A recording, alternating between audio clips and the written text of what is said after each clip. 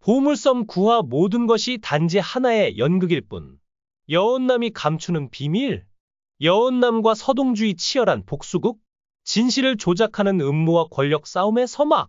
차강천의 기억 상실 증상을 교묘하게 이용하여 결국 그의 모든 발언을 무력화하려는 계획이 진행 중인 듯합니다. 이는 설령 진실을 말하더라도 그것을 거짓으로 둔갑시킬 수 있는 확실한 방법이기 때문입니다. 예를 들어 자신이 부회장이 되는 서류에 차천의 도장을 미리 찍어놓고 이미 그렇게 결정된 사실이라며 우기는 방식처럼 거짓을 진실로 만들기 위한 수단으로 치매를 이용하는 모습이 보입니다. 허일도는 결국 차강천의 치매를 핑계로 그를 회장직에서 몰아낸 후 서동주를 제거하고 스스로 회장이 되기 위해 수단과 방법을 가리지 않았습니다. 서동주를 죽이려 했지만 오히려 서동주는 이를 간파하고 위기를 모면하며 자신을 또 한 번 제거하려는 허일도의 계략을 밝혀냈습니다. 그동안 답답한 모습만 보였던 연암은 힘들게 배후에 있는 인물들의 정체를 알아냈음에도 불구하고 그것을 무기로 삼아 곧바로 거래를 시도하는 모습이 다소 어리석어 보였습니다. 서동주의 누나가 사망했던 장소에서 CCTV 영상을 확보하고 우연히 털보 아저씨가 건네준 서동주의 휴대폰에 있던 영상에서 서동주를 총으로 겨냥한 범인이 다름 아닌 허일도라는 사실을 발견했습니다. 하지만 그렇게 중요한 증거를 손에 쥐고도 단순히 위약금 없이 이혼을 시켜달라는 요구를 하기 위해 장선을 찾아간 모습은 정말 경악스러웠습니다. 이러한 결정은 마치 스스로 죽음을 자초하는 것과 같았습니다. 예상대로 대화가 끝나자마자 천고는 즉시 사람을 보내 연암을 제거하려고 합니다.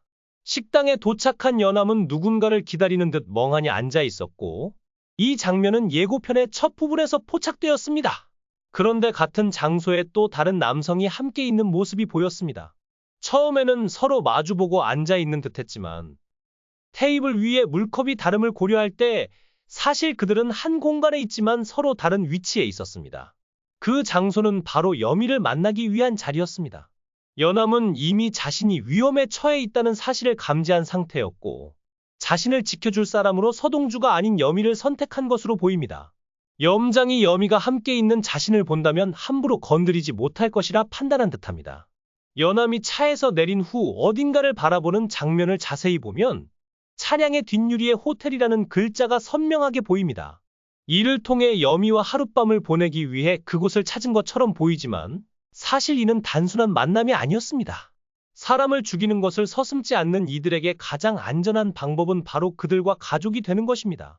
연암은 여철과 가족이 되기 위한 연기를 시작한 것으로 보이며 이 과정에서 아이를 갖게 되는 듯한 분위기가 조성됩니다. 하지만 그 아이는 여철의 아이가 아니었습니다. 혹시 첫 화에서 서동주와 연암의 관계를 기억하시나요? 그날은 두 사람이 마지막으로 함께 밤을 보낸 날이었습니다. 당시 연암이 내뱉은 그냥 하자 라는 말은 단순한 대사가 아니라 앞으로의 전개를 암시하는 복선이었던 것으로 보입니다. 이후 성보연이 조상님께서 우리 희철이에게 아이를 선물로 주셨을까? 라고 말하는 장면을 보면 연암이 이미 아이를 임신한 상태라는 것이 유추됩니다. 예고편에서 연암이 가장 안전한 곳에 있을 거야 라고 말하는 장면을 보면 그 장소는 바로 염장의 집인 것으로 예상됩니다. 하지만 현재의 상황을 고려하면 집에 있는 것이 더욱 위험해 보이기도 합니다. 결국 연암은 여미철과의 관계를 이용해 당신의 손주를 가졌다 라고 선언하며 염장이 자신을 해치지 못하도록 협박할 가능성이 큽니다. 염장은 원래 불임이었기 때문에 친자식을 가질 수 없었습니다. 그렇기에 비록 여미철의 아이가 아닐지라도 자신의 혈통을 이어받을 손주가 생겼다는 사실에 누구보다 기뻐할 것입니다. 하지만 연암은 이미 자신의 뱃속 아이가 서동주의 아이라는 것을 알고 있었습니다. 이 상황에서 만약 서동주의 아이를 가졌다는 사실이 밝혀진다면 연암은 가장 먼저 제거될 것이 분명합니다. 이를 잘 알고 있는 연암에게는 선택의 여지가 없었고 결국 이러한 방법을 택할 수밖에 없었던 것으로 보입니다. 서동주를 직접 만날 수도 없고 멀리서 지켜볼 수밖에 없는 장면이 연출된 것은 그녀가 아직 이혼을 하지 못했으며 여전히 염장의 집에 묶여 있음을 암시하는 것입니다. 다른 장면에서는 태윤의 장례를 망치려는 행동을 차덕기가 지적하며 차국희의 머리채를 붙잡는 장면이 나옵니다. 이는 차덕기로 인해 차강천의 친아들인 지선우가 그들의 가문에 들어오게 될 것임을 암시하는 듯합니다. 차국희는 현재 구속될 위기에 처해 있으며 대산화학 사장직에서도 물러나야 하는 상황에 놓였습니다. 금고에서 몰래 달러를 빼돌리려 했지만 그마저도 실패하면서 완전히 궁지에 몰리게 되었습니다. 이제 차국희가 선택할 수 있는 유일한 방법은 차광철의 아들인 지선우를 집에 들이는 것입니다. 그렇게 되면 차광철에게 자신의 상황을 해결해달라고 요청할 수 있을 것입니다. 결국 모든 것을 손에 넣은 차도희와 모든 것을 잃어버린 차국희의 대립이 이어집니다.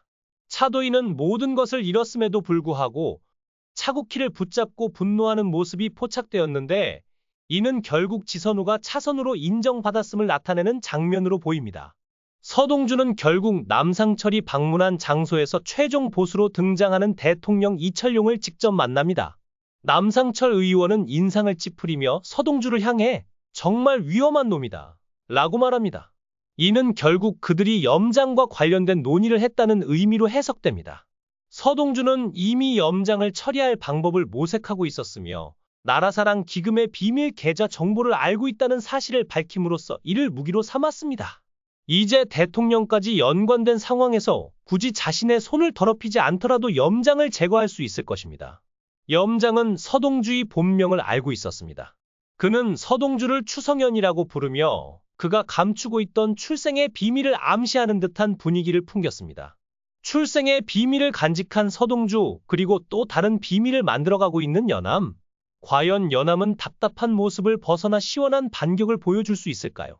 여러분의 의견을 댓글로 남겨주세요. 오늘도 끝까지 읽어주셔서 감사합니다. 구독과 좋아요 부탁드립니다. 여언남과 서동주의 최후의 반격.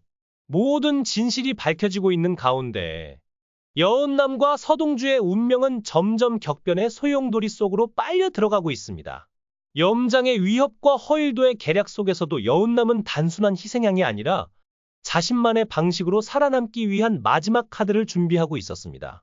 이제 그녀가 선택할 수 있는 길은 단 하나. 염장의 손주를 가졌다고 선언하며 자신의 생존을 보장받는 동시에 서동주와 함께 그들을 완전히 무너뜨릴 수 있는 기회를 잡는 것입니다.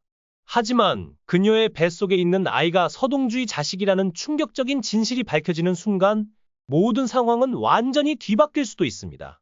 서동주는 이미 대통령까지 움직일 수 있는 힘을 손에 넣었고 염장의 숨겨진 비밀을 무기로 삼아 치밀한 복수를 계획하고 있습니다. 더 이상 물러설 곳이 없는 이들 앞에 과연 마지막 승자는 누가 될 것인가? 여언남의 복수가 성공할 것인지, 서동주는 끝까지 자신의 계획을 완성할 수 있을지 모든 운명의 결말이 다가오고 있습니다. 모든 것이 단지 하나의 연극이었다면 이제 그 마지막 막이 내릴 시간입니다. 과연 이 이야기의 끝은 어떤 반전을 맞이할까요? 여러분의 생각을 댓글로 남겨주세요. 오늘도 끝까지 읽어주셔서 감사합니다. 구독과 좋아요도 잊지 마세요.